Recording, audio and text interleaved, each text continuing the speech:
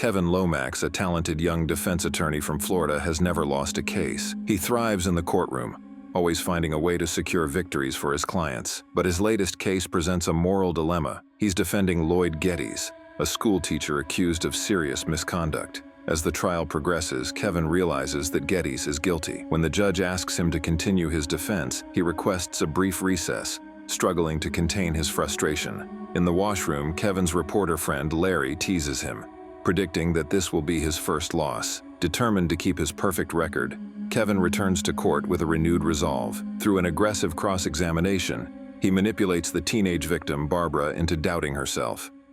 The jury delivers a not guilty verdict, and Kevin celebrates his victory at a bar with his wife, Mary, and their friends. During the celebration, a man named Mr. Heath approaches Kevin with an intriguing offer. A prestigious New York law firm wants him to assist with jury selection. At first, Kevin is skeptical, but Heath details the lucrative benefits, making him reconsider. The next day, Kevin visits his deeply religious mother, Alice, at church and informs her of the opportunity. She worries that this is Mary's influence and isn't thrilled about the move, but Kevin's enthusiasm convinces her to stay silent. Kevin and Mary head to New York, where he expertly selects a jury that delivers another not guilty verdict. Impressed, Heath introduces Kevin to John Milton, the powerful head of Milton, Chadwick, and Waters. John is charismatic yet intimidating, probing Kevin about the Geddes case. After a deep conversation, John takes Kevin to his breathtaking penthouse terrace, where he offers him a high-ranking position at the firm. The luxurious lifestyle is tempting, and Kevin accepts the offer. The couple moves into a lavish Manhattan apartment, which Mary adores. Their new neighbors, Heath and his wife Jackie, warmly welcome them. Despite Mary's excitement, Kevin checks if she wants to go back to Florida.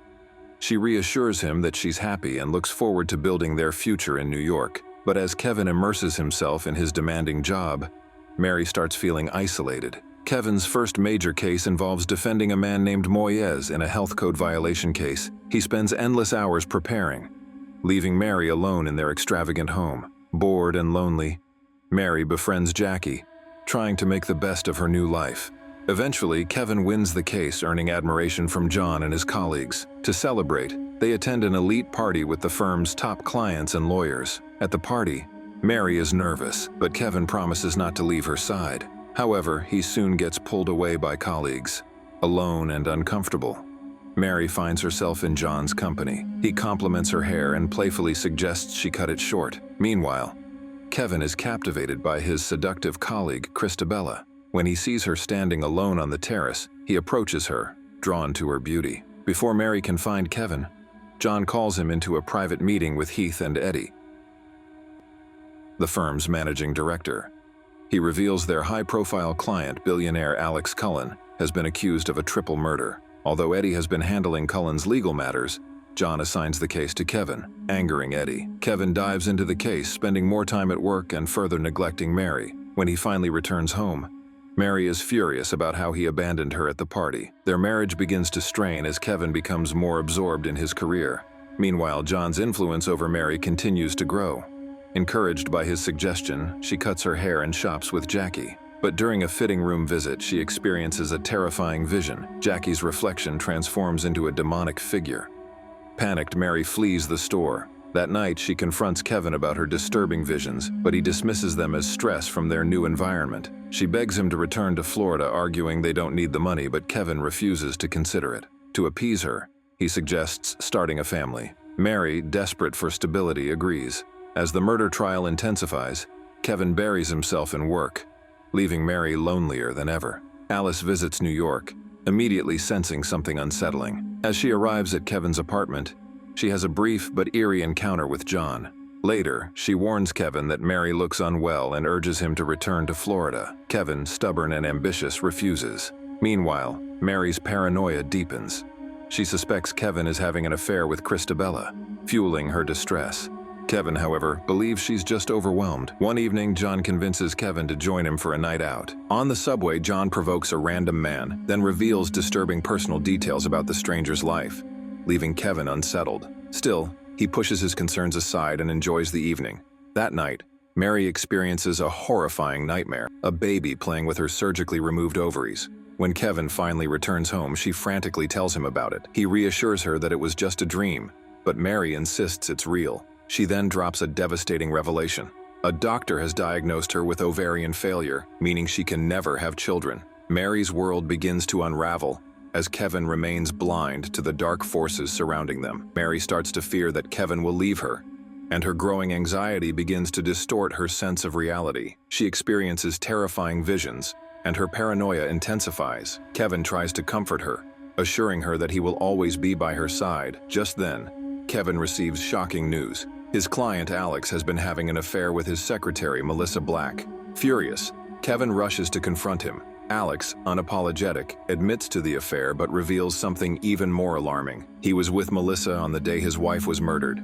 This revelation shakes Kevin, forcing him to rethink everything about the case. Meanwhile, Mary's condition worsens. Seeing her suffer, John, Kevin's mentor, suggests that Kevin step down from the trial and focus on his wife. But Kevin refuses. He fears that if he abandons the case, he will resent Mary for making him lose everything he has worked for. On the day of the trial, Kevin plays his cards smartly. He portrays Alex as deeply corrupt but argues that corruption does not make him a murderer. He skillfully plants doubt in the jury's mind, manipulating them to lean toward a not guilty verdict. The next day, while walking down the street, Kevin unexpectedly runs into Eddie, a senior partner at the firm. Eddie is livid. He has discovered Kevin's name on the firm's charter, making him believe that Kevin is after his job. Kevin, genuinely confused, denies any involvement. But Eddie is convinced of betrayal and threatens to expose the firm's illegal activities to the United States Attorney's Office. Alarmed, Kevin reports the confrontation to John. John, unfazed, calls his assistant and orders him to summon Eddie to the office. Meanwhile, Eddie, unaware of the danger he is in, goes for a jog in the park. There, he is ambushed by vagrants with demonic appearances. They beat him to death, executing John's silent order. Later, as Kevin prepares Melissa for her testimony, he senses that she is lying. The realization sends him into a rage, and he storms out of the room. Just then, he learns of Eddie's death, sending a chill down his spine. Before leaving for the trial, Kevin tells John that Alex has set him up and that he now believes Alex is guilty, but he also knows that losing is not an option. So, despite his doubts, he decides to play along. The trial proceeds, and Kevin calls Melissa to the stand. Her fabricated testimony successfully clears Alex of all charges, securing Kevin yet another victory. But his personal life continues to crumble. After the trial, Kevin rushes to see Mary only to find her in a terrible state at a church. She claims that John assaulted her. When Kevin asks when it happened, she insists it was during the afternoon. But Kevin knows that John was with him in court all day. Mary, desperate to make Kevin believe her, removes her blanket, revealing deep cuts and scratches all over her body. Horrified, Kevin assumes that she has lost her mind and hurt herself. Left with no choice, he admits her to a mental hospital. As she is taken away, Mary begs Kevin to leave everything behind and take her back to Florida. She insists that the money he has earned from defending the guilty is cursed, but Kevin, unwilling to abandon his ambitions, dismisses her pleas. At Eddie's funeral, Kevin is haunted by visions of Geddes and Alex. Unable to shake off the unsettling feeling, he steps outside, where he is approached by a U.S. Department agent. The agent warns Kevin that John and his firm are corrupt and offers to help him. Kevin refuses to listen and walks away. Desperate, the agent reveals shocking news. Geddes has been arrested after the body of a 10-year-old girl was found in his car. Before Kevin can process the information, the agent is struck by a car and killed on the spot. Later, Kevin visits Mary in the hospital. There, he finds his mother, Alice, and his case manager, Pam, by Mary's side.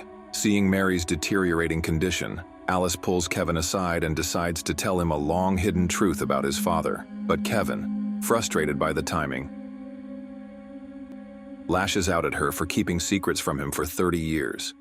Inside the room, Mary's paranoia reaches its peak. She sees Pam transform into something demonic, and in a panic attacks her with a hand mirror. Hearing Pam's screams, Kevin rushes to the door, only to find that Mary has barricaded herself inside. He desperately begs her to open the door, but before he can break in, Mary slits her own throat with a shard of the mirror. Kevin watches in horror as his wife dies before his eyes.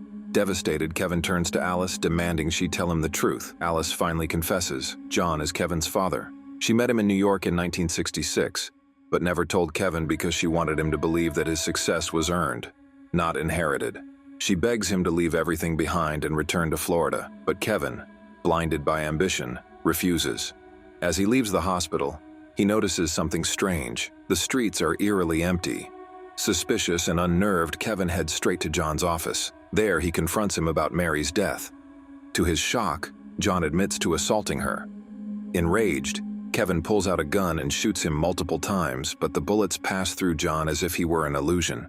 That's when John drops the ultimate revelation. He is Satan himself. Kevin is horrified. It suddenly dawns on him that Mary had sensed the truth all along. He blames John for everything, but John reminds him that every choice Kevin made was his own. Kevin could have walked away at any time, but he chose to stay and win, no matter the cost. Then, with a sinister smile, John says, "Vanity is definitely my favorite sin." He introduces Kevin to Christabella, his half-sister. John reveals his twisted plan. He wants Kevin and Christabella to take over the firm and conceive the Antichrist. Kevin, now caught in the ultimate battle between good and evil, realizes that his desire to win has led him straight into the devil's hands. At first, Kevin agrees and starts negotiating with John, but Christabella, unable to wait any longer, drops her clothes, luring Kevin toward her. Just as he gives in and embraces her, everything takes a shocking turn. Kevin suddenly raises a gun and shoots himself in the head. John erupts in fury, his rage igniting the entire room in flames. As the fire consumes him, he transforms into his true demonic form. Then, in a final twist, he changes into a radiant white angel, eerily resembling Kevin. In an instant, the scene rewinds. Kevin is back at the recess of Gettys's trial. He returns to the courtroom, spots Mary in the audience, and pulls her in for a passionate kiss. With newfound clarity, he makes a bold choice. Despite the risk of disbarment, he declares that he cannot defend Gettys, knowing he's guilty. Outside, a reporter named Larry approaches Kevin, eager to give him the spotlight. He offers an exclusive interview that could make Kevin a star. Kevin hesitates, but with Mary's encouragement, he agrees. As they walk away, Larry grins. Then, in a chilling moment, his face morphs into John's. He smirks and whispers, "Vanity, definitely my favorite sin." And to possibly find your favorite movie recap, I suggest you click the videos on the right next. Drop a like and subscribe for future uploads. Grab your popcorn, enjoy yourself, and see you soon, my friend.